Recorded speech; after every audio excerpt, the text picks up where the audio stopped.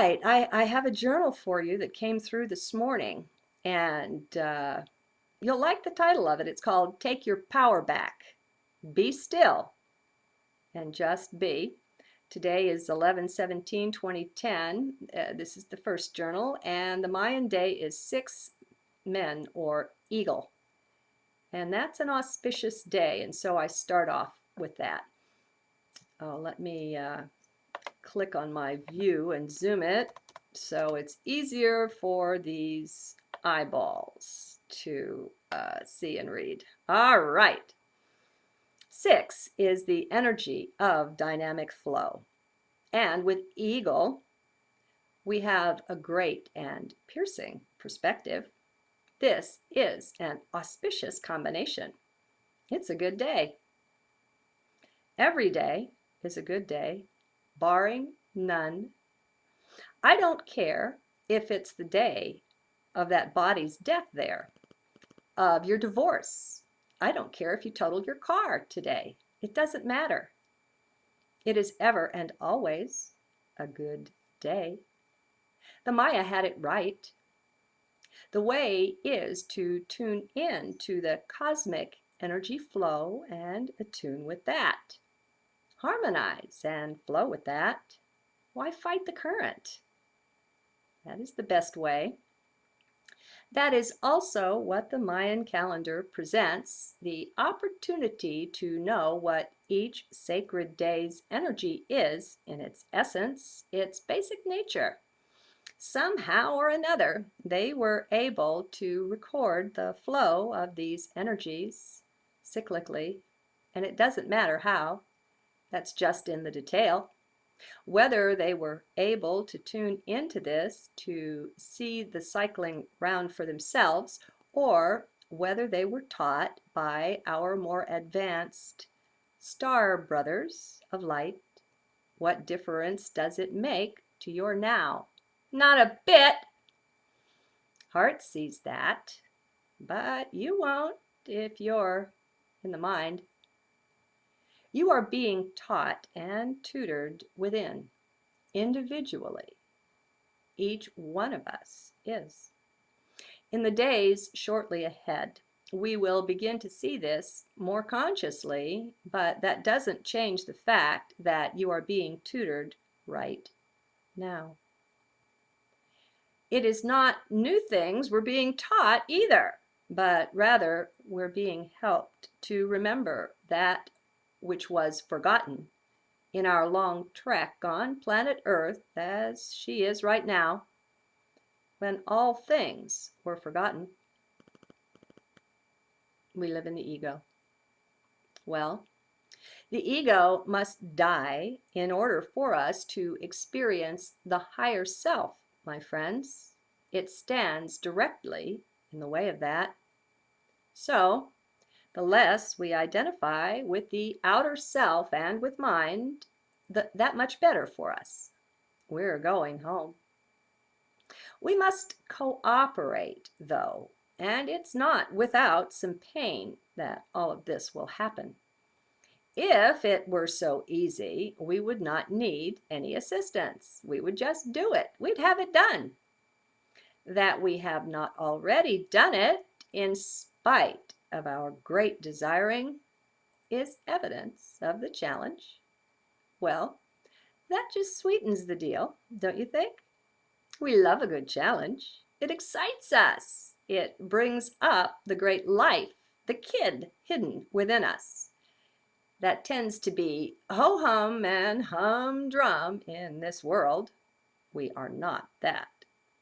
That's just our programming running the show for us. Time to get the switch, turn off the juice to it, step out of the matrix. Time to wake up, step up into higher self, and go home.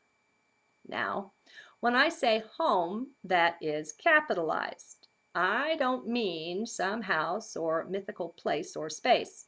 I mean home in consciousness. Home is entered through the portal of heart.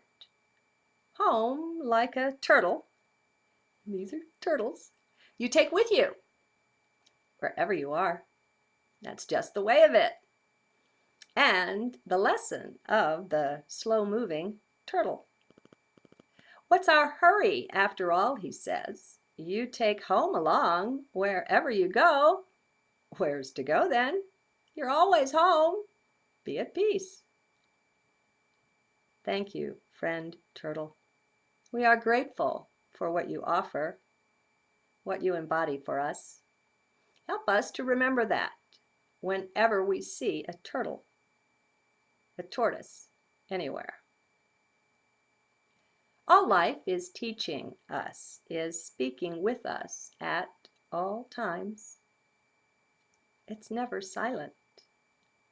Yet it's only in the silence we can hear the conversation.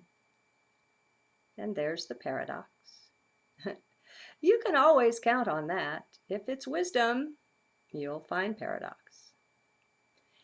That's just how it looks from 3D, however. From higher dimensions or densities, the view is quite different. We have access to that higher view, my friends. What, did you think you had to wait for some mythical ascension? Or for 2012, perhaps? Or the like? Why would that be? What has you waiting? All there is right now. Grab hold of that. Take it right between those teeth of yours. The now is all that is. Right here, right now, right where you are. There's nothing else. You are far more powerful than you've been taught to believe. Time to throw out those scripts. Cut loose from the self-imposed limits we've all accepted. It's long past time to break out of the box. You can do this. It's available to you now. There's nothing between you and this. This intercommunication, this tutoring, nothing but your beliefs. That's the challenge you have in front of you. Your inner work. Many have assumed, and assumed falsely, that the world out there needs changing. Are you one of them? We all have been at one time or another. Well, what makes you think so? What makes you think that out there is wrong? Have you had a look within at that? Do you realize it's you that's projecting out on the world, supposedly outside of you? Are you ready to see that? Can you let go? I'll give you a minute here to stop listening to mind. This terrifies it. It's only in heart this is. So enter within.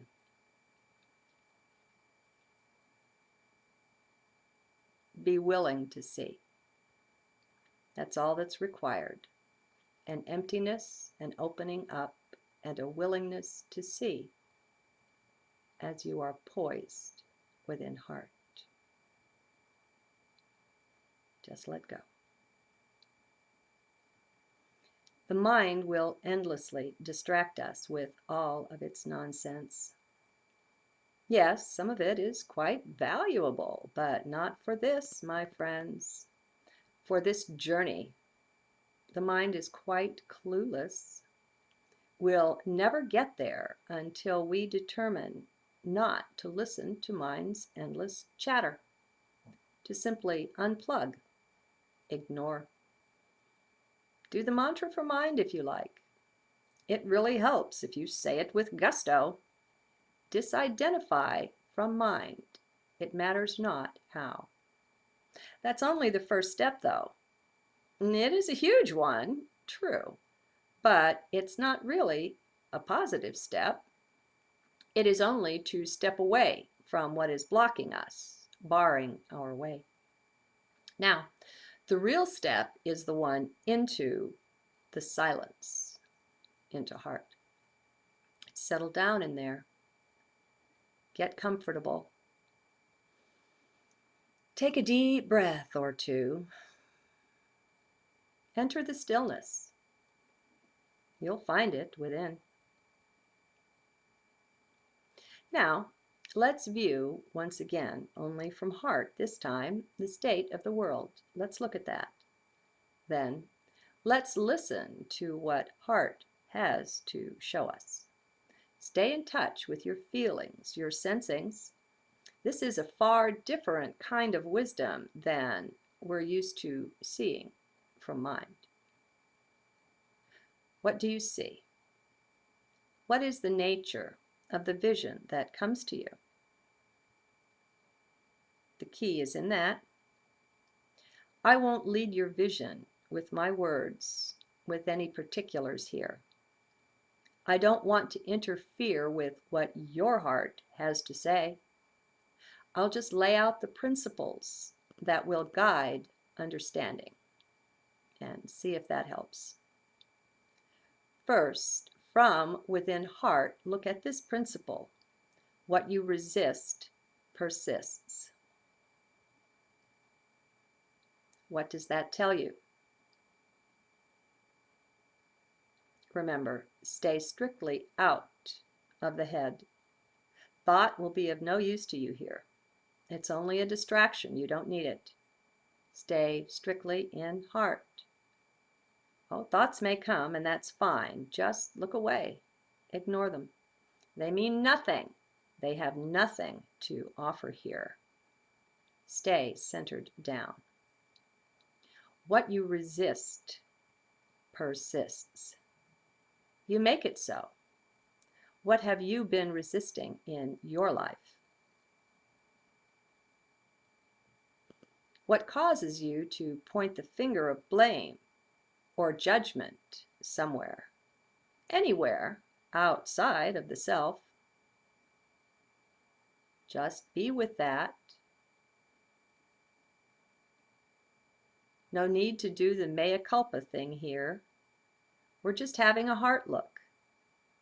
What do you resist? What makes you angry? What makes you suffer? Now, guys, no need to solve anything here. Let go, everyone, of the need to come to any solutions, to fix anything.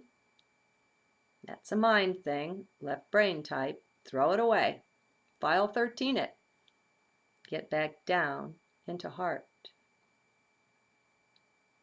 Don't be afraid to just look. What we're doing here is merely being with this. We're just looking. No blaming. No pointing fingers at others or itself. No seeking solutions, trying to fix things either. That takes you right back into mind, out of heart. Get yourself back here and just sit down. Look. Be still. Be silent within. Just look. What makes you sweat? What gives you pain? What do you try so hard to avoid? Now, there's no fear here, so if you're feeling that, you're just listening to mind, perceiving mind. Back to heart with you. You can do this.